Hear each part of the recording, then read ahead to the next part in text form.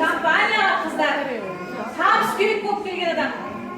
Себебі айтайын, мектепте 28 жыл мұғалім болдым. Жасым 47-ге келген кезде балам үйленетін болды. 5 баламның біреуі үйленетін болды.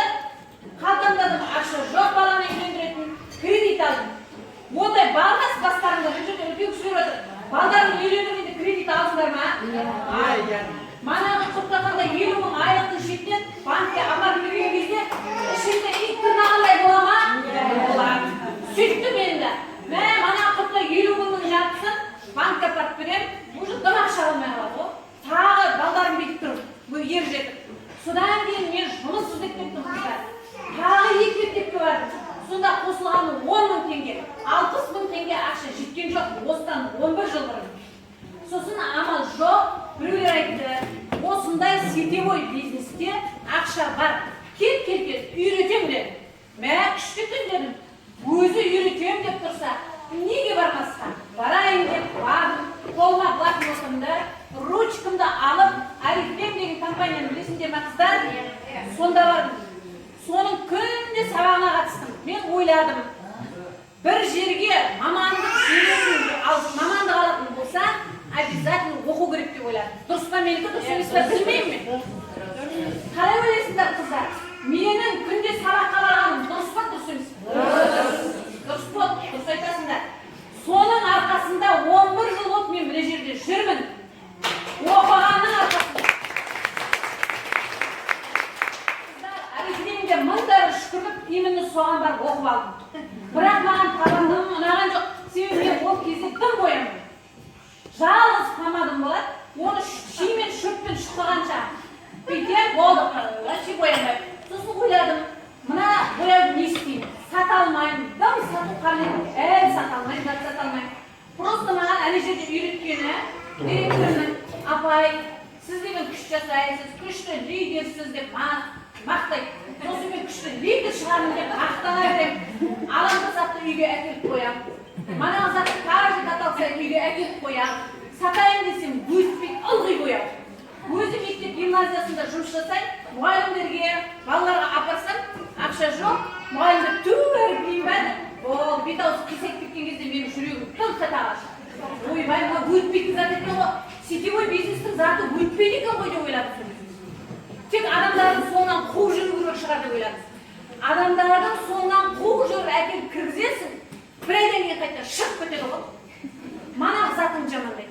Сосын бір күні ішімнен ойладым, шіркін, заты күшті, өте беретін, адамдар алып пайдаланатын, мынандай қол жуатыны, порошогы, сондай заты бар компания бола ма екен жер бетінде деп ойладым. Сөйтіп жүргенде мен осы компанияға кездестім. Точно бір жылдан кейін. Арифлемде де мен 6 ай директор болдым, бірақ қалай өскенін өзім білмеймін қыздар. Сабаққа қатысса, адам шақырады, спонсордың айтқанын тыңдайды, сөйтіп 6 айда директор болдым, $1000 премиямды алдым. Бірақ Арифлемге мыңдары рахмет айтамын. Мені жақсылап үйретті. Сетевой маркетингте не істеу керек? Бірінші, керекті балың жасайсың. Бізде 50 бал ғой, қыздар? 50 балыңды жасайсың, адамды шақырасың, өзің оқисың, сосын оқытасың дегенді маған жақсылап үйретті. Болды, үшеуін білдім басқа, дамбаймен жоқ. Сөйтіп бір жыл сабаққа қатыстым да, осы компанияға келіп бір айда директор болдым. Ненің арқасында қыздар? Оқудың арқасында. Егер сіздер табысқа жеткілеріңіз келсе, бәріміз бала-шаға үшін жүрміз, я? Мен де бала-шағам үшін солардың жағдайын жасайыншы, кредит ала бермейінше, балаларымды кетекке таға бермейінше деген ойменен ақша іздеп кеттім. Сенің 1000 тумаласың бола берсін, әке-шешең кірі болса да саған ешкім ештеңе бөліп бере алмайды. Осы жерде қыздар отырсыңдар, әке-шешелеріне ақша бөліп бере аласыңдар ма, өздеріңнен алыстыр. Бар ма ақша артық? Жоқ. Мен де әке-шешеме ақша бере алған жоқпын. Сендер де бере алмайсыңдар. Өздерінің семьяларынан ауыспайды. Сондықтан да қыздар, әркім өзі үшін, өзінің бала-шағасы үшін жұмыс жасайды. Міне жерге келгенде біреу үшін біреу жұмыс жасамайды. Әркім өз үшін жұмыс жасайды. Дұрыс па? Сондықтан келген адам бұлданып қажет емес. Мені шақырды, мен тіпті бұлдану деген білмеппін қыздар. Мен бар анда жүрегіммен үйреніп алайыншы, үйренейінші деп жүріп, үйрендім. Памятникке келгеннен кейін сразу тек арманым бриллиант болу. Себебі менің миымда бриллиант, көргені бриллиант, одан жоғарысын көрген жоқпын. Дегенде көрген жоқпын қыздар. Сосын келдім да оқытуым керек. Оның бәріне бриллиант болмасам ақша жетпейтін болды. Айына үйге кем дегенде миллион кетіру керек. Көрдіңіз ба? Арманым үйге миллион кірсе екен. Болды. Басқа менде ештеңе көрген жоқпын. Басында сіздер қазір келесіңдер компанияға 200 мыңды ғана көресіңдер.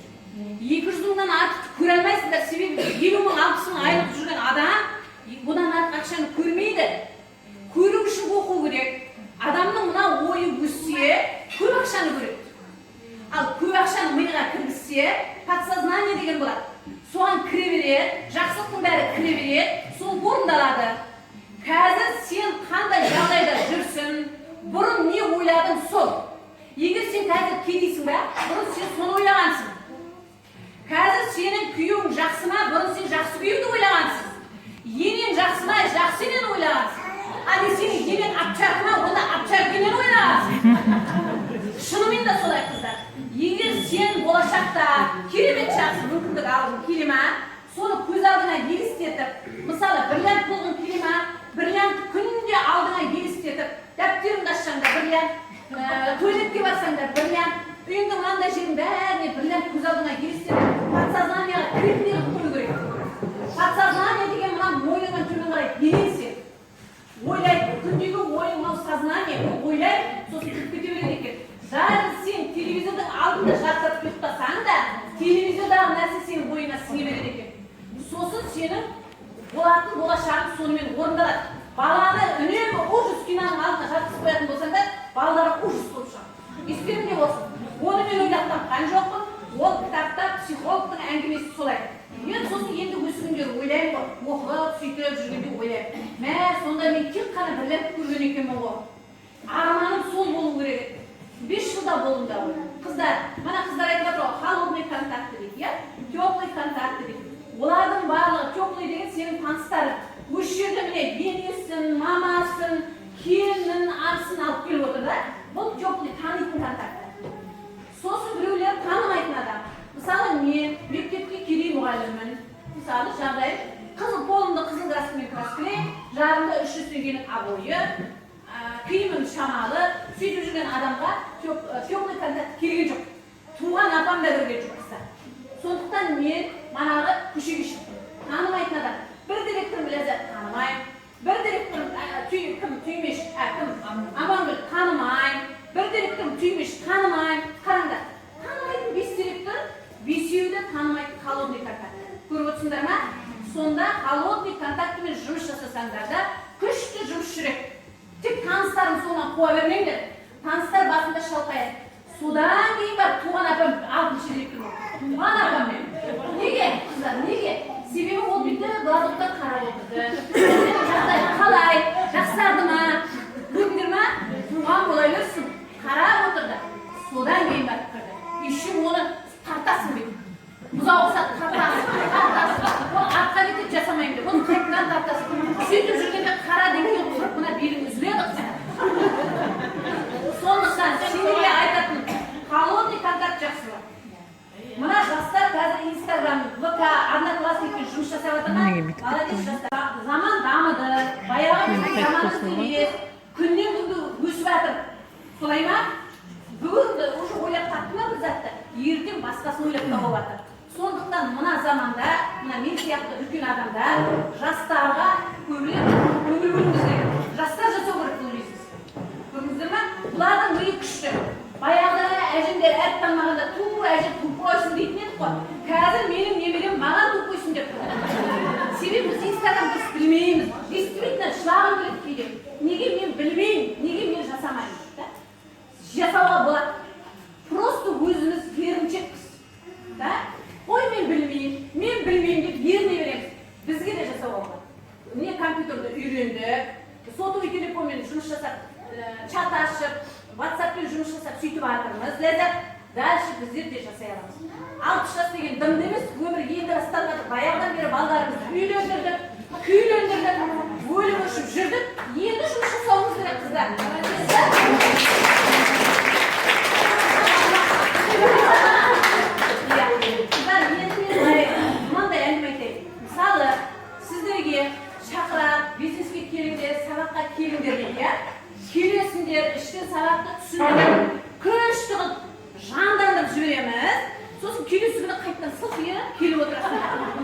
Пәленші видео айтты, түгенші видео айтты, заты жаман деді, матасы күттен кетеді деді.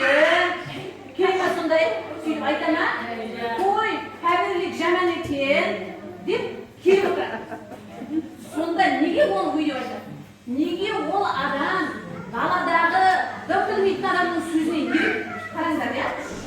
Себебі дейді, адам дейді, жақсыдан көрі жаманға көбірек етеді. Егер дейді қыздар, мен өзім ене тілмен сөйлеймін. Мына көршіде айырып келген қыз болса, мына көршіде жақсы айырмай жүрген келіншек болса. Қараңдар еді. Манағы үйге жаңа түскен келінді екеуі де азырады ғой. Қыздар қашып бір жерде кім шулап атқан. Онамаса шықты күні. Екі жақта азырады мысалда. Мына айырып келген адам өзінің жағдайында құрсын, біреудің шұлығын жуып жүресің ба, ана енеңнің дамбалын жуасың ба, неге де болса мен құсап рақаттанып, талқандап, енді жүрмейсің ба дейді. Ал мына айырылмаған келіншек айтады, ойбай, сенің мынау болашақ мәңгі үйің осы шырағым. Осындай болып өмір сүру керек. Қиыншылық бәрінің басынан өткен, ененің де басынан өткен, шешенің де басынан өткен, сенің де басынан өткен. Зато ертең рақатын көресің. Біздің міндетіміз, әйел байғұстың міндеті осы екен. Шыра дейді. Қайсының айтқан тыңдаған жақсы көресің дейді. Енелер ау айтыңызшы. Мына болды да, мына болды. Сол сияқты бизнесте жасап жүрген, мына менің айтқаным неге тыңдамайды, неге ана үйіндегі дым білмейтін адамның айтқанын тыңдайды. Ойлаңдаршы енді. Мен деген осы компанияға келген қанша 4-ші квартирамды алып отыр. Балдарым қалған жақсы үйлендірдім, күйлендірдім, Құдайға шүкір оқыттым, мақтанбаймын, бірақ шындық көріп отырған мен жерде куәгерлер бар, иә? Сонда сендер бизнес жасап жатқан адамның айтқанын тыңдаулары керек. Ал үйінде отырған адам білмегендіктен айтады. Білмейді. Мана қыз қайтып келген себебі ол деген действительно түсінбей қалды. Содан кейін жердің бәрі мен сияқты болып жүрсін деп ойлайды. Болды. Ана үйінде отырған адам білмейді поверьте. Ол я болмаса басқа ана ақша салатындардан аузы күйді. Миллиондаған ақшаны салып жіберіп, қалтасы қағып қалды. Соны айтады да, манағы тым жақсы жұмыс жасайын деп ашылып тұрған адамды жабаттап тастайды. Бар ма ондай? Бар. Сондықтан қыздар бірден келген адамдарға соны түсіндіріп айту керек. Білетін адамның айтқанын тыңда, білмейтін адамның айтқанын тыңдама деу керек. Көрдіңіздер ме? Себебі білмейтін адам көп, білетін адам аз. Азшылық көпшілікке бағынып кетеді. Ондай жағдай менің басымда да болды. Екі бірдей директорым ақша жинайтынға кетіп қалды. 9 директор шығарып береді. Екі директор мана халықтың ақшасын алдап алатындар ғой. Финансовый пирамида деп аталды. Кетті. Анада жабылып қалды, бұдан кейін бізге жабылып қалды, бұдан кейін жабылып қалды, бұдан кейін жабылып қалды. Әзір жабылғанның көтейінде жүр. Осы сөздің қысқасы. Сонда олар не істеп жүр қыздар? Халықтың ақшасын алдап алып қатар салып жүр. Әрі мәңгі қиялында жүр. Байым, анамкін аламда, байым, мынанкін аламда, байым деп халықтың ақшасын жинап жүр. Ол финансовый пирамида деген шындығында айтқанда адам баласында өте зиян. Өте зиян. Шындығында намаз оқитын адамдарға тем более болмайды. Харам зат харам. Қабірліктің ерекшелігі не? Қабірліктің ерекшелігі табар болды. Сен бұрын аманнан, данадан, сарбазардан алып жүрген затыңды қабірліктен аласың арзанға. Болды. Тек бір сөзбен түсіндіре аласыңдар осылай. Сосын келгеннен кейін ол адам өзі біледі. Керегін алып тұра ма, арзанына сатып жүре ма, көше жағалап, болмаса бизнес жасайды. Өзінен 3 мүмкіндік бар. Егер бизнес жасайтын болса, манағыдай 50 балын орындайды, адамды шақырады, оқытады. Қазір керемет жақсы сабақ болып жатыр қыздар. Қырғызстан мен Қазақстанның лидерлері бірігіп, керемет сабақ жүргізіп жатыр. Бриллиантовый директордың әңгімесін мен бриллиантовый болсам да күнде тыңдаймын алып жатыр. Себебі ол деген өте керемет жаңаша, жаңа тілмен түсіндіріп жатыр. Сол сабаққа 12.000 теңге, тағы ертең декабрьде тағы болады. Қыздар оқыватсыңдар ғой, иә? Тағы қатысыңдар. Сол сабақты, орысша жүріп жатқан сабақты қазақ тіліне аударып, өзіміз неге жүргізбеске? Себебі қазақ тілінде сабақ аз. Дұрыс па? Сондықтан өсу үшін оқу керек қыздар. Қыздар мына тырнағы келгенді де жасау үшін бірінші оқиды ғой.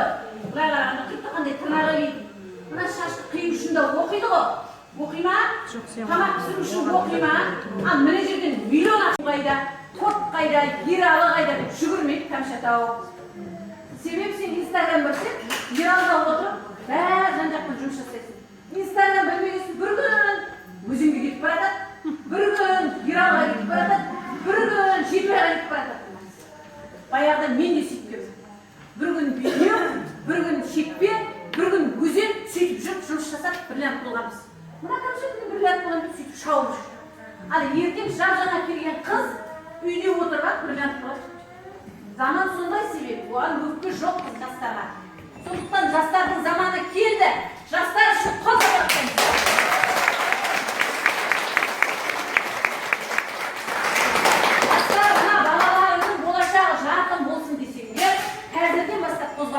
Үйде отыр, енелеріңді, аталарыңды, күйеулеріңді ренжітпей жұмыс жасауға болатын бір мүмкіндік берген компаниясы. Ал мен сияқты үлкен адамдар сол жастардан үйренеміз амал. Үйренеміз.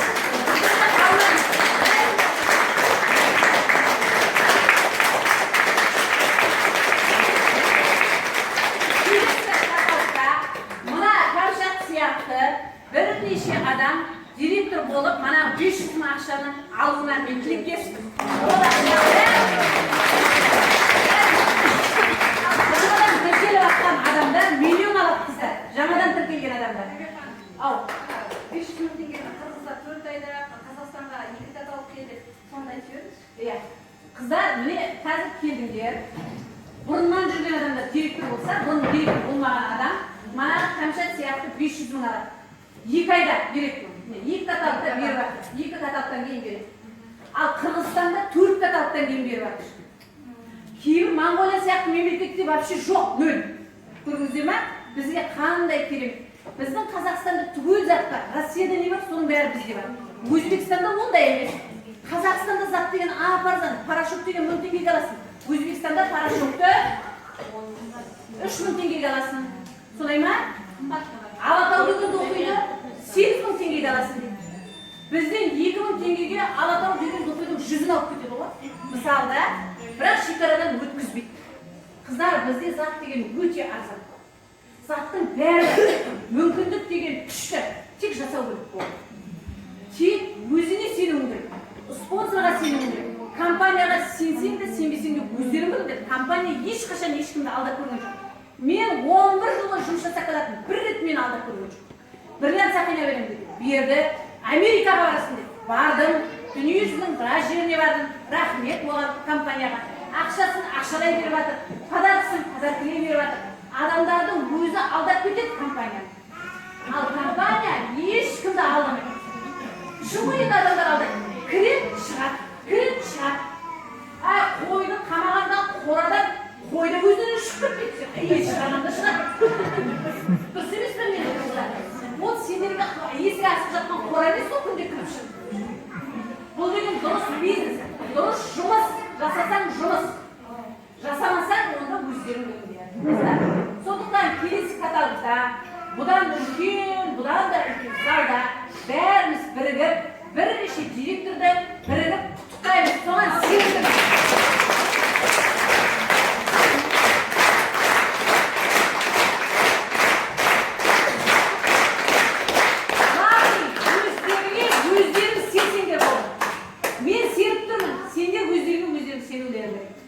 Мен бірләніп болатыныма өзім сендім, басқа білмеймін, бала шағам сенімді сенген жоқ па. Іңкәр сендің бе мен бірләніп болатыныма?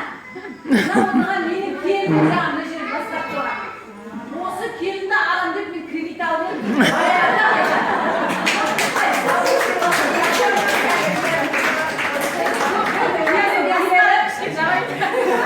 Ол келін келіп, мен кредит алдым да қыздар. Енді бұл ісім маған ақша қайтарды енді бұлдар біліп қойып. Айтып тұрғаны дұрыс, келініне үй жинамасаң да пәберлікті жаса деп айтқандан тұрған дұрыс. Сөйтіп үй сосын жиналар пәберлікті жасашы деп келінге. Ақша керек қой себебі. Сол, егер үйлерінде келіндерің жасап жатса, қыздарың жасап жатса, жасатыңдар. Себебі бұл бірден бір мүмкіншілік. Алдамай, Senin akşam kahvaltı çok bol etmeyin. Alsan sen zatını күндегі alып жүрген затыңды аласың да, үйіңе апарып пайдаланасың. Ақшаңды алып жоқ болып ішіп кеткен компания емес. Осы бәріміз жақында Москваға заводты көріп келдік. Мен 4-ші рет бардым заводқа. Завод баяғысы бұрыннан күшейіп кеткен. Әбейін болып кеткен. Рахмет тыңдағандар.